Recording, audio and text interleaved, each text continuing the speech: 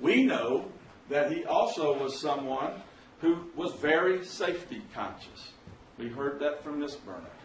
That he was very safety conscious, that he took it seriously, that at least once and maybe twice as a stunt coordinator, when he felt like he was not being provided with the safety measures he needed in order for the performers to do the work safely, he wouldn't do it. He walked off the job. He wouldn't go forward because he cared about safety and he wasn't going to put people in harm's way. He also, we heard from Ms. Bernecker, as a stunt performer when he was the stunt man. And he was asked to be leaning over a high building, and he wasn't comfortable with the harnesses that were going to be used. He didn't feel like that was safe. He felt like that was unnecessarily putting him in harm's way. He refused to do the stunt.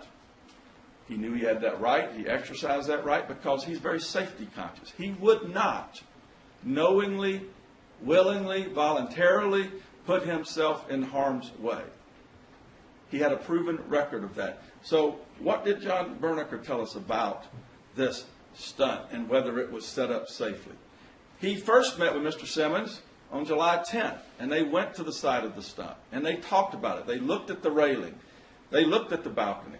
They talked about the catcher that was going to be used, the type of catcher that was going to be used, that he was going to be expected to go over the railing. And he didn't express any dissatisfaction or discomfort or uncomfort with the fact and the way the stunt was going to be done. He comes to the site on July the 12th.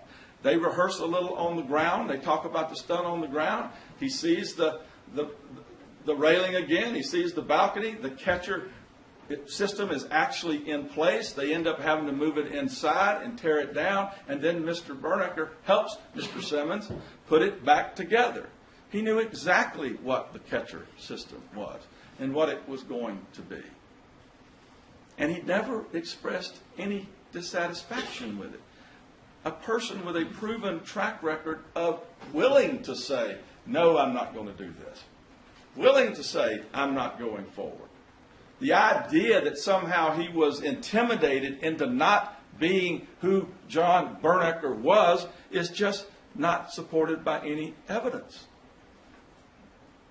The evidence is he would speak up.